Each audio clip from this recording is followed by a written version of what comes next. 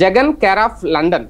ప్రస్తుతం ఆంధ్రప్రదేశ్ ఒక పక్క జల ప్రళయంలో చిక్కుకొని ఉంటే రాజకీయంగా ఏదో విమర్శలు చేస్తున్నారు, లేదంటే అధికార పార్టీని మీద ఆరోపణలు చేయడానికే తప్ప అంతకు మించి ఆయన క్యాపబిలిటీకి లేదంటే ప్రతిపక్ష నాయకుడిగా ఆయన చేయాల్సింది ఏంటి అంటూ హోంమంత్రి దగ్గర నుంచి అనిత దగ్గర నుంచి చాలా మంది ప్రశ్నిస్తున్న ప్రశ్నలు ఇవి. నిజంగా ఆయన ఇప్పుడున్న పరిస్థితుల్లో ఏదో పాస్పోర్ట్ ఇబ్బంది ఉంది, లేదంటే సిబిఐ కోర్టు నుంచి ఇంకా అనుమతి రాలేదు, రకరకాల, లేదంటే ఆయన లండన్ వెళ్ళిపోయి కూర్చుండేవారు, అసలు కమిట్మెంట్ అనేది ఉందా ప్రతిపక్ష నాయకుడి దగ్గర మొత్తం రాష్ట్రం అంతా ఇంత అతలాకుతలం అవుతున్నా అనేది, దీన్ని ఎలా చూడాలి, ఇది అంశం మీద చర్చించే ప్రయత్నం చేద్దాం. సార్, ఫస్ట్ నిజంగా జగన్ కేర్ ఆఫ్ లండన్ ఈ హ్యాష్ ట్యాగ్ అయితే రన్ అవుతుంది. మొత్తం టీడీపీ సోషల్ మీడియా ఓపెన్ గానే వాళ్ళ అఫీషియల్ పేజ్ లో కూడా పెట్టారు, దాన్ని ఓపెన్ గానే చేస్తున్నారు.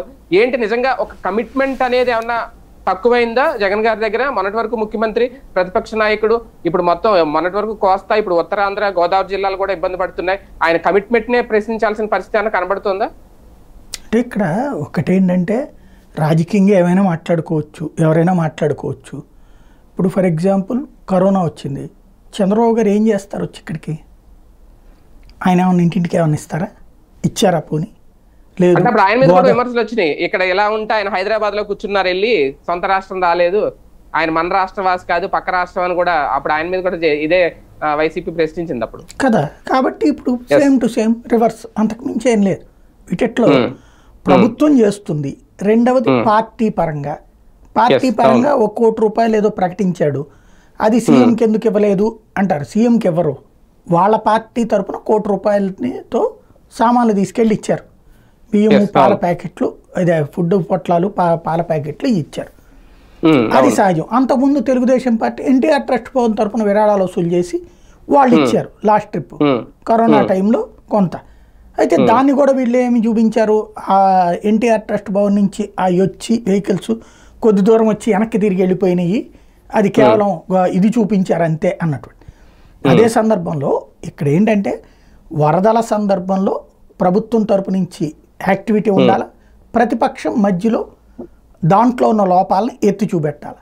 ఎత్తి చూపించాడు, వెళ్ళిపోయాడు తను. అయితే లండన్ వెళ్ళలేదు, బెంగళూరులో ఉన్నాడు, లండన్ టూర్ క్యాన్సిల్ చేసుకున్నాడు ఈ వరదల్ని దృష్టిలో పెట్టుకుని.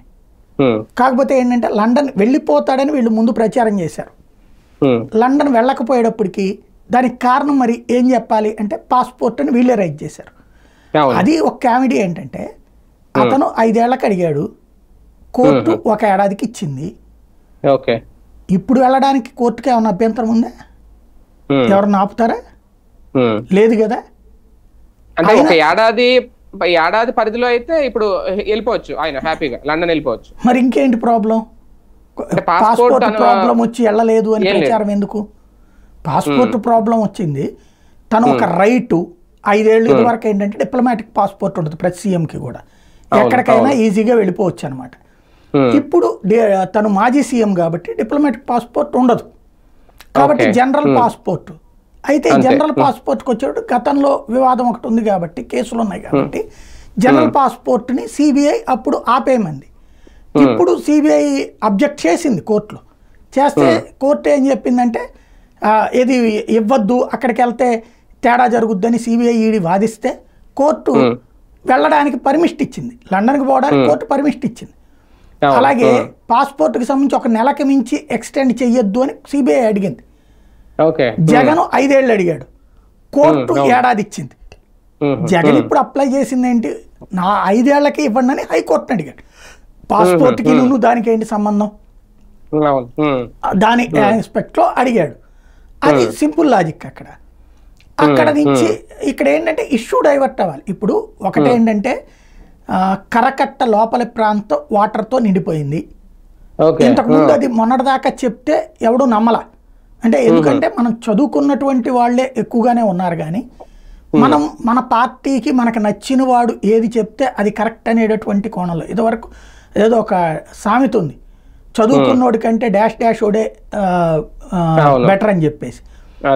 ఇప్పుడు అదే జరిగింది, అంతకు మించి ఏం లేదు. మనం చదువుకున్నటువంటి అమాయకత్వం కాదు, చదువుకున్న తర్వాత మరింత మూర్ఖంగా తయారవుతాం తప్పించి వాస్తవాలు అంగీకరించే పరిస్థితుల్లో లేము. విద్యావంతుడి యొక్క మేధో ద్రోహం లేదా విద్యావంతుడి యొక్క ఆ మేధస్సులో ఉన్నటువంటి మైనస్ అన్నది ఇక్కడ సాక్ష్యం.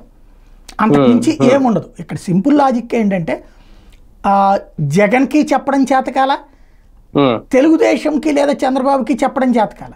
సింపుల్గా అర్థమయ్యే భాషలో చెప్పాలంటే మ్యాన్ మేడ్ ఫ్లడ్స్ అనే పదానికి అర్థం సరిగ్గా ఎక్స్ప్లెయిన్ చేయడం జగన్కి చేతనైందా? చేతకాల. ఏంటది మ్యాన్ మేడ్ ఫ్లడ్స్ అంటే?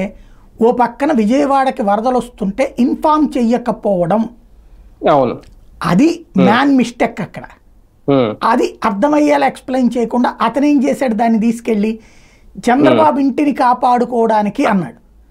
చంద్రబాబు ఇంటిని కాపాడుకోవడానికి వరద నీళ్లతో ఏం కాపాడుకుంటారు? ఈ నీళ్ళు వెళ్తే బాబిల్లు ఏమవుతుంది? ఏమీ కాదు. కానీ ఆ మాటతో ఒక కొత్త ఎలిగేషన్, కొత్త పాలిటిక్స్ ఏమైనా చేయాలనుకున్నారేమో జగన్ గారు. అంతే కదా, అంతే. అదే నేను అనేది. వీళ్ళు ఏంటంటే రాజకీయాలే చేస్తున్నారు కానీ మాస్ పాలిటిక్స్, ఏది educated mass politics, uneducated thinking వాళ్ళ లీడర్ కరెక్ట్ అనుకుంటారు.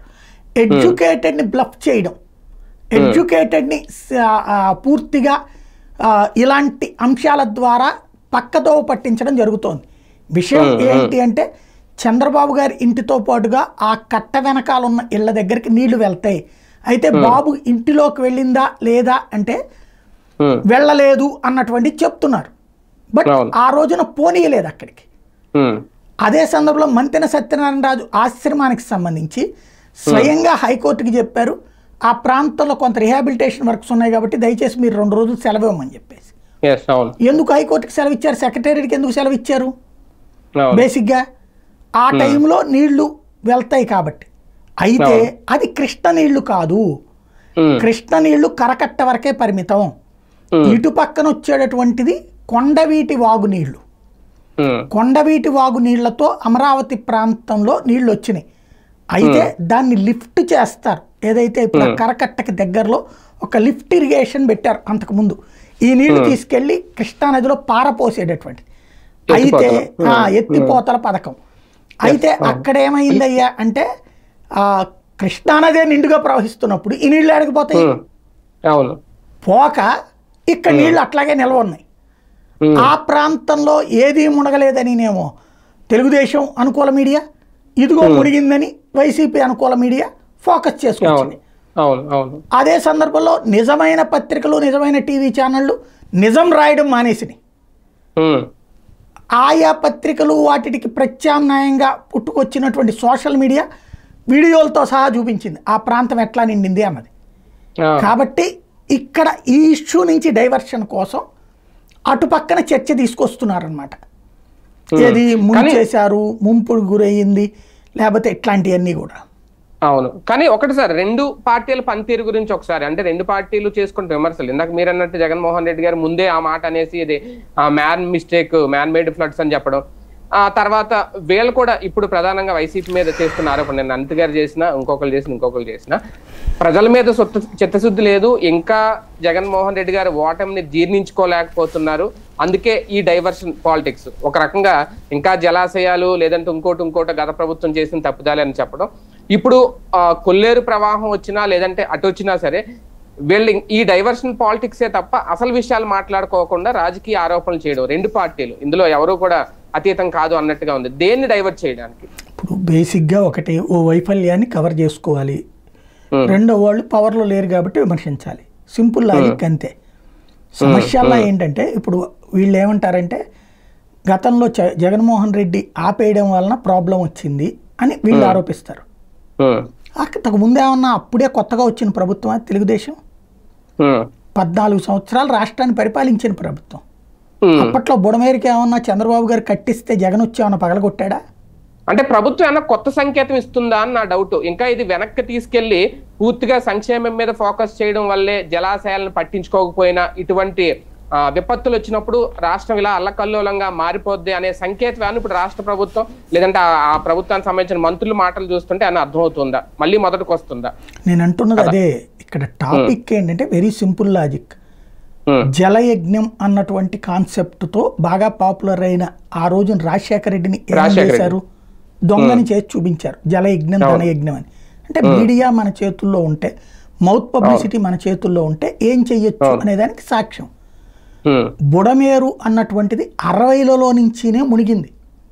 70లలో కట్టిందే వెలగలేరు హెడ్ రెగ్యులేటరీ. అది ఎవరు కట్టింది? ఇప్పుడున్న నాయకులు ఎవరు కాదు, 70లలో కట్టారు. అంటే 70లలో ముందు చూపుంది. ఆ తరువాతన బుడమేరుకు సంబంధించి హైయెస్ట్ వచ్చింది 80,000 క్యూసెక్కుల నీళ్లు రాజశేఖర రెడ్డి హయాంలో. అప్పుడు అసలు దానికి ప్లాన్ చేశారు. అంతకుముందు చంద్రబాబు హయాంలో ఒకసారి బుడమేరుకి 30,000 క్యూసెక్కుల నీళ్లు వచ్చినటువంటి సందర్భం ఉంది 2004కి ముందు. అయితే ఎప్పటికప్పుడు బుడమేరుకి పూర్తిగా కట్టడం అన్నటువంటి పని జరగల. రాజశేఖర రెడ్డి హయాంలో ప్రారంభించారు. బుడమేరుకి సంబంధించి ప్రారంభించిన తర్వాత ఏమవుతున్నదంటే ఎండింగ్ పాయింట్ దగ్గర సమస్య వస్తుంది. ఎక్కడికి తీసుకువెళ్ళాలి అంటే అదంతా మళ్ళీ భూసేకరణ, బోల్డ్ అంత కేసు వ్యవహారం నడుస్తుంది. అప్పట్లోనే నా ప్లాంట్ మీద నుంచి తీసుకెళ్ళడానికి కుట్ర పన్నాడు, నన్ను ఆర్థికంగా దెబ్బతీయడానికి రాజశేఖర రెడ్డి కుట్ర పన్నాడు అని రాధాకృష్ణ గారు ఎడిటోరియల్ కాలమ్స్ రాశారు ఆ రోజుల్లో. ఆ ప్లాంట్ నుంచి వెళ్ళాలి నీళ్లు, ఆ ప్లాంట్ దానికి నన్ను టార్గెట్ చేశారని అప్పట్లో మాట్లాడుకొచ్చారు. అదే సందర్భంలో ఈ కాలువ అక్కడ దాకా వెళ్ళిన తర్వాతన అక్కడికి ఆ ప్లేస్ లేక తీసుకెళ్లి వీటీపీఎస్కి లింకప్ చేశారు. వీటీపీఎస్ కెపాసిటీ ఏంటంటే ఒక చాలా చిన్నది, అది వీటీపీఎస్ కెనాల్. దానివల్ల ఒక సమస్య ఎదురవుతుంది, చిన్న కెనాల్ అనమాట. ఇక్కడ ఇదేంటి, పోలవరానికి సంబంధించిన దాంతో లింకప్ చేసి వదిలేశాడు. అందుకని రాజశేఖర రెడ్డి పోలవరం కుడికాలకు వచ్చాడు 17,500 క్యూసెక్కుల నీళ్ళని అది మోసుకెళ్తుంది. కానీ దాని మౌస్ ఇప్పుడు ఏదైతే వీటీపీఎస్ దగ్గర అంటున్నారో అక్కడ వచ్చేటప్పటికి నేను ఇందాక చెప్పినట్టు కిందకు ఉంటుంది. అది అంటే కాలువలు మనకి డ్రైనేజీలు ఎక్కడికి పెడతారు, కిందకి పెడతారు, నది లోపలికి. నది అంతకంటే ఎక్కువ ప్రవహిస్తే కష్టం. ఇప్పుడు మొన్న జరిగింది అంతకంటే ఎక్కువ ప్రవహించడం. 13 ఏళ్ల నుంచి ప్రాబ్లం ఎందుకు రాలేదంటే ఆ పోలవరం కాలువ తీసుకెళ్ళి, అది పోలవరం కాలువని స్టార్ట్ చేసింది రాజశేఖర రెడ్డి అయితే ఈ బుడమేరు కెనాల్ని పోలవరంలో లింకప్ చేసింది దేవినేని ఉమా చంద్రబాబు హయాంలో లింకప్ చేసింది. అక్కడతో ఇంకేం లేదని వదిలేశారు. ఎందుకు, ఎప్పుడు కూడా ఇన్ని వేల క్యూసెక్కులు 17,500-20,000 క్యూసెక్కులు మ్యాక్సిమం అది ఒక 5,000 10,000 ఆ రేంజ్లోనే వస్తుంది. హైయెస్ట్ వచ్చింది 2008లో. మళ్ళీ అట్లాంటి పరిస్థితి ఎప్పుడు వస్తుందిలే, రాదులే, అయినా కృష్ణానది ఉంది కదా ఓవర్ఫ్లో అవుతున్నప్పుడు చకచక వెళ్ళిపోతుందిలే. ఒకేసారి 2 వస్తే ఏంటన్నది ఆలోచించలేదు ఆ రోజున. ఆ రోజున అయిపోయిందని చెప్పారు, ప్రాబ్లం లేదని చెప్పారు. దాంతోనే విజయవాడలో ఉన్న కట్టలన్నీ కట్ చేసేసారు. వెనకాల నందమూరి నగరు, ఆంధ్రప్రభ కాలనీ ఎన్ని వచ్చినాయి కొత్తగా.